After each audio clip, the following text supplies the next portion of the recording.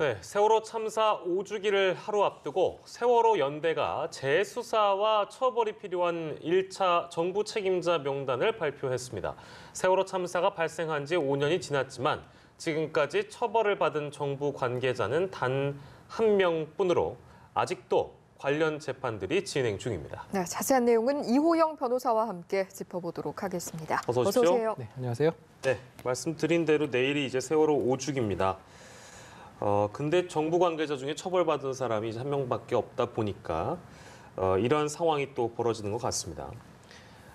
일단은 세월호 연대가 책임자들의 실명을 공개하고 처벌을 요구했습니다. 구체적으로 어떤 사람들이 좀 포함되어 있는지 저희가 정리를 해볼까요? 네.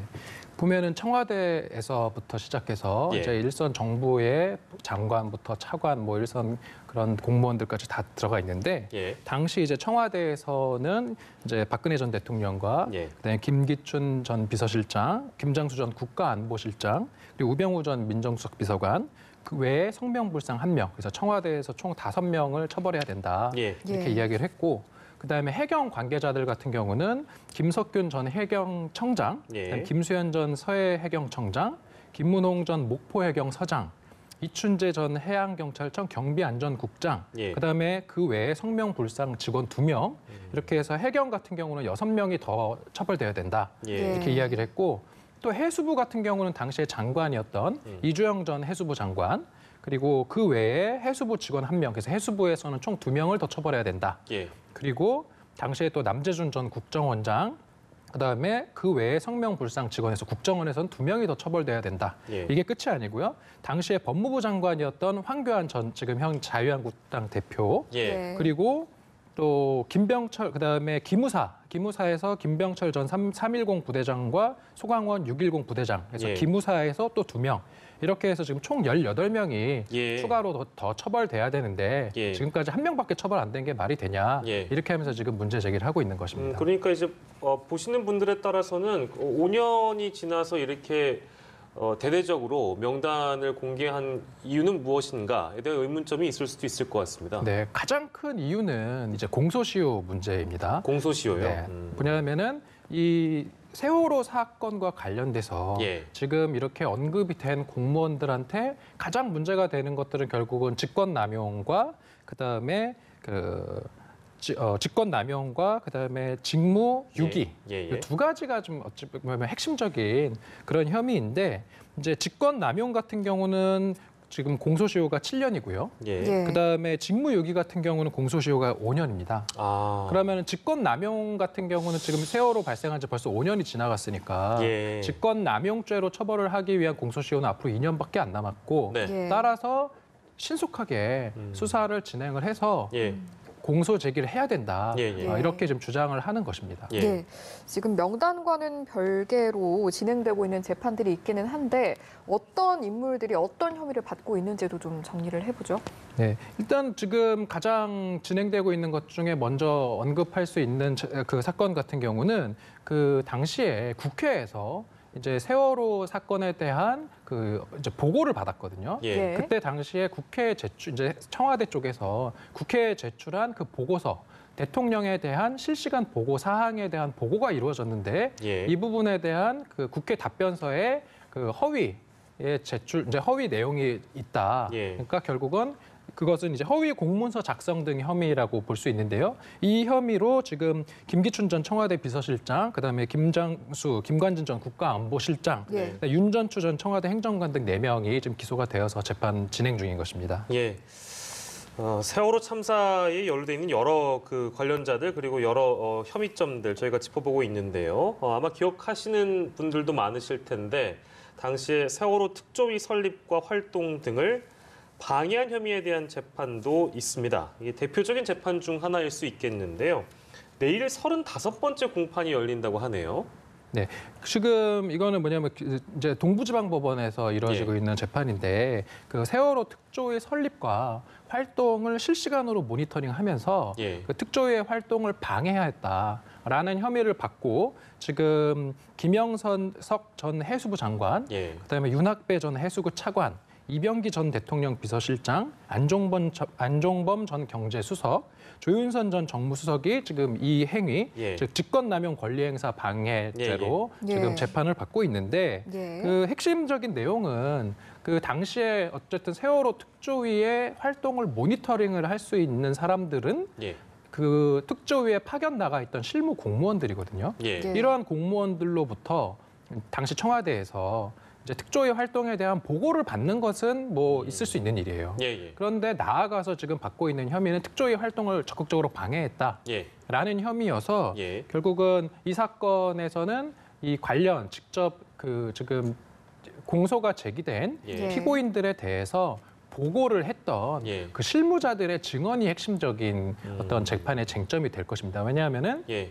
이 당시 지금 청와대 뭐 전 비서실장이나 뭐 경제수석 이런 사람들은 예. 자기는 그냥 정상적으로 보고만 받았을 뿐이다 이렇게 지금 계속 주장을 하고 있기 때문에 예. 이 실무자들이 실제를 보고를 하고 예. 그 다음에 보고에 따르면 당연히 피드백이 있지 않겠습니까? 예. 어떠한 지시를 받았는지 예. 그러한 지시를 받고 이제 특조위에서 어떠한 활동을 구체적으로 했는지 이러한 부분에 대한 사실 규명이 좀 필요할 것 같습니다. 예. 네. 또 짚어봐야 할 재판이 방송법 위반으로 기소가 된 이정현 의원인데 이 재판 같은 경우에는 현재 진행 상황이 어떤가요? 네, 지금 이제 이정현 전 이제 당시 홍보수석이었던 걸로 기억을 하는데 예. 이제 최초로 방송법 위반으로 유죄 판결을 받고 이제 징역 1년에 집행유예 2년을 선고받았던 것으로 알고 있습니다. 예. 근데 이 방송법 내용이 뭐냐면 방송법 제4조 2항인데 이제 방송 뭐냐면 누구든지 방송 편성에 대해서 어떤 법률에 의한 그런 규정 외에 예. 규제나 간섭도 할 수 없다. 예. 라는 게 이제 방송법에 규정돼 있고 이것을 위반하면 이제 2년 이하의 징역 또는 3천만 원 이하의 벌금에 처할 수 있다라고 돼 있는데 예. 당시에 이제 그 KBS에서 그 세월호 참사와 관련해서 정부와 해경의 대처가 대단히 부적절했다. 예. 이런 비판적인 보도를 이어가니까 당시에 이제 홍보수석이었던 이정현 전 의원이 전이 아니죠. 이제 이정현 의원이 예. 예. 전 보도국장에게 당시 이제 그 KBS 보도국장에 전화를 해서 예. 항의를 했었다는 거예요. 이제 이게 방송법에서 금지하고 있는 그 규제나 간섭으로 볼 것이냐라는 게 쟁점이 돼서 1심에서는 유죄 판결을 받고 지금 항소심 계속 중인데 예. 이정현 전 홍보수석이죠. 예. 예. 이제 피고인 측은 뭐냐면은 방송법에 이렇게 누구든지 규제나 간섭도 할 수 없다라는 이거 자체가 예. 너무 불명확한 거 아니냐. 왜냐하면 당시에 내가 홍보수석으로 그 청와대에서 언론을 모니터링하고 예. 거기에 이제 어떤 잘못된 어떤 보도나 이런 거에는 당연히 항의도 하고 이럴 수 있는 건데 네. 그런 거를 이렇게 처벌을 하는 이 규정 자체가 문제다라고 예. 해서 이 방송법은 위헌이다. 예. 재형법정주의에 어긋나기 때문에 위헌이다라고 주장을 하고 있는데요. 예. 이런 어떤 이게 위헌인지를 따지려면 이제 위헌법률 심판을 해야 되는데 네. 위헌법률 심판을 하기 위해서는 재판부에서 위헌법률 심판 제청을 해줘야 되거든요. 그래서 재판부에다가 그러한 입장을 지금 계속 개진을 하고 있는 것으로 알고 있습니다. 예. 뭐 이때는 그때 녹취 파일이 공개가 돼서 굉장히 화제가 됐던 걸로 기억이 납니다만 이 내용을 저희가 좀 다시금 짚어봤고요. 마지막으로 이 청해진 해운하고 이준석 선장 등을 상대로 정부가 구상권 소송을 냈었는데 이것도 좀 지지부진한 상태라면서요? 어떻게 진행되고 있습니까? 네, 이제 정부에서는 당시에 이제 세월호 사건에 직접적인 그 책임이 있는 청해진 해운에 대해서는 당연히 손해배상 소송을 하는데 예. 문제는 지금 청해진 해운이 뭐 거의 파산 상태이기 때문에 예. 그 손해배상 청구 소송에서 승소하더라도 집행이 안 되는 상황이거든요. 예. 이런 경우에는 보통은 책임 있는 그 공동 책임을 예. 분담할 수 있는 다른 사람에게 이제 구상권 소송을 들어가게 되는데 예. 대표적으로 지금 유병원의 장남인 유대균 씨에게 예. 이제 구상권 소송을 했는데 이게 지금 정부가 패소를 한 사건이거든요. 그래서 이제 항소심에서는 어떻게 했냐면 그 이제 유대균 씨가 예. 결국 유병원 회장의 장남인 것은 맞는데 예. 그 청해진 해운의 어떤 운영에 예. 직접적으로 관여를 해서 예. 뭐 세월호의 수입 증축 관련 업무 지시를 했다라거나 어떤 예. 이러한 게 좀 인정이 돼야지 예. 이제 유대균 씨가 그 책임을 질 수 있다라고 해서 정부의 이제 그 청구가 받아들여질 수 있는 건데 예. 그런 것을 어떤 정부의 주장, 다시 말해서 유대균 씨가 세월호 와 관련된 직접적인 책임을 진다라고 인정할 근거가 좀 부족하다. 예. 이렇게 봐서 지금 유대균에 대한 그 구상권 소송은 이제 원고의 정부의 청구를 받아들여줄 수 없다라고 이렇게 지금 대법원에서 최종 판결한 것입니다. 예, 그렇군요. 여러 그 관련된 내용들, 뭐 혐의점들 또 진행되고 있는 재판들 저희가 좀 짚어봤는데요. 내일이 세월호 5주기이기 때문에 더 그렇기도 하고 연대에서 정부 관련자들, 책임자들의 명단을 공개하면서 이 내용을 짚게 됐습니다. 유가족들 마음이 참 아직까지 뭐 마무리가 안 된 사건들이 워낙에 많이 있기 때문에 씁쓸하실 것 같은데요. 첫 번째 주제로 만나봤고요. 주제를 좀 바꿔보겠습니다. 산불을 낸 뒤에 신고자 행세로 경찰을 속였던 30대 남성이 있습니다. 근데 경찰에 붙잡혔다고 하는데 구체적으로 어떤 내용입니까? 네. 근데 그제 오후 2시에 이제 서울 도봉동의 그 야산에서 이제 산불이 나서 지금 1,000제곱미터가 불탔다고 해요.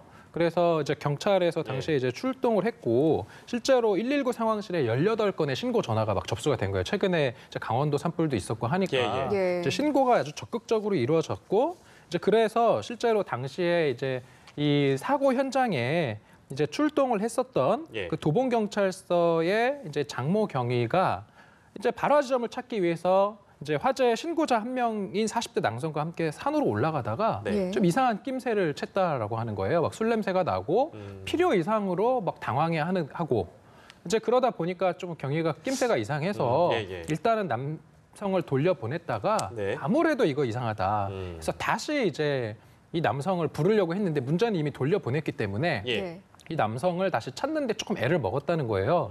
그래서 당시에 아까 제가 말씀드렸던 것처럼 18건의 신고 전화가 119에 이제 들어왔었는데 이 신고 전화를 방금 말씀드렸던 그 장모 경위가 다 일일이 들으면서 이 자기와 함께 동행했던 그 수상한 40대 남성을 결국 찾아냈다는 겁니다.